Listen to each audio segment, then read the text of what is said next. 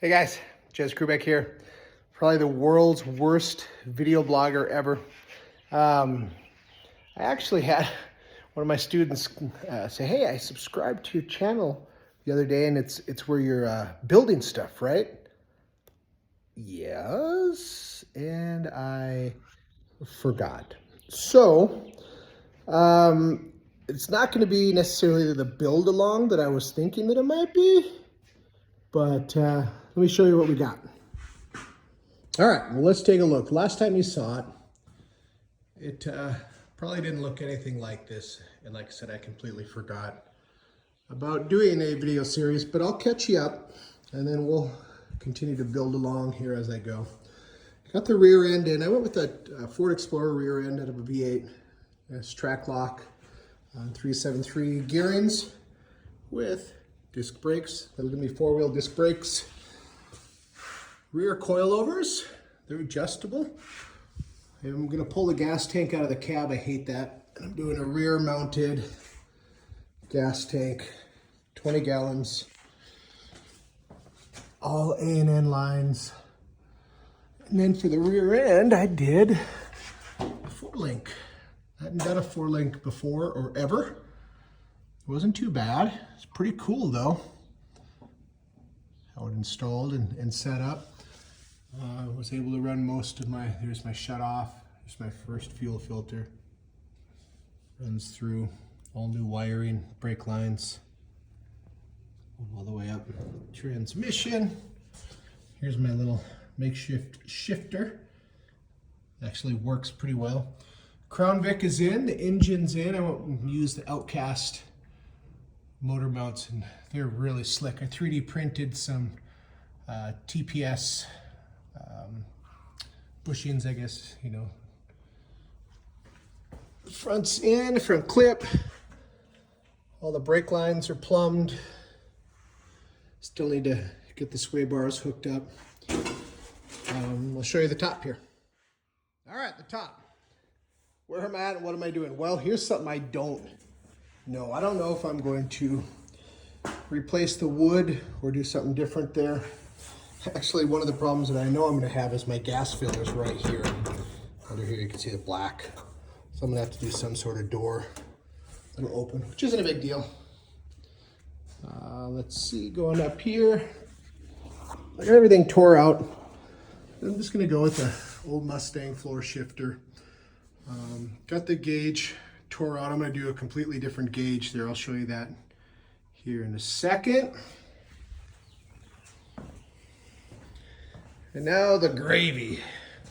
Excuse the mess. I'm like right in the middle of doing some wiring, and so it gets a little hectic. Ugh. But yeah, the motor's in. Going with the Phytech. It's a 1200 with the power adder, so it's going to pick up and run stuff like that. I'm going to run the MSD boost timing controller. And I'm also, oh, I got it under here, MSD 6AL for spark. Methanol injection I'm going to run. These are the turbos. I'm working on the pipes here. I suck at welding aluminum, but it's getting better. It is airtight, but it's not pretty. Radiator's in. I was able to cut some cool brackets on my CNC machine here, which is a blessing.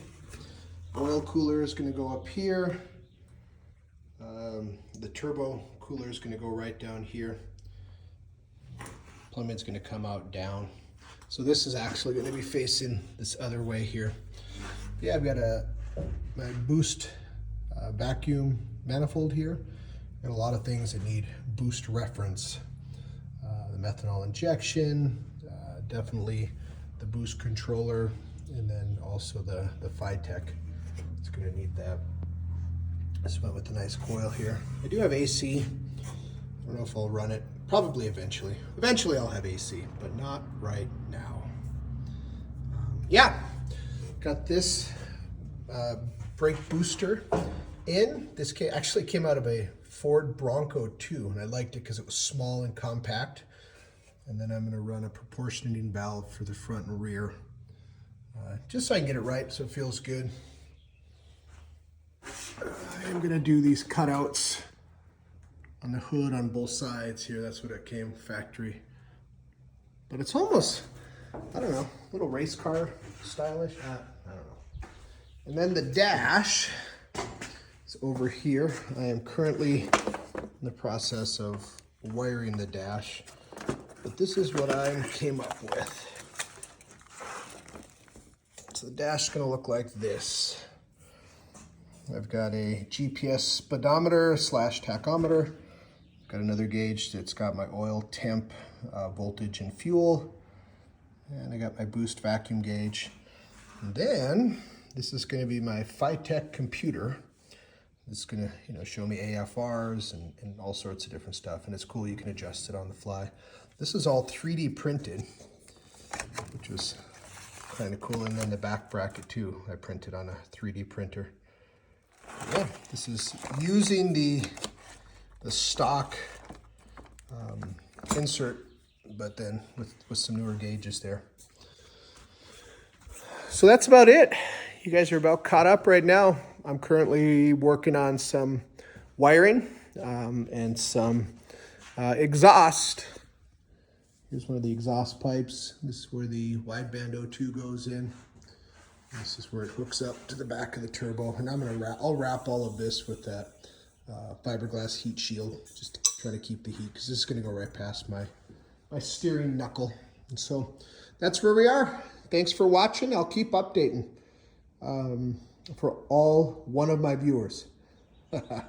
More might come. Peace.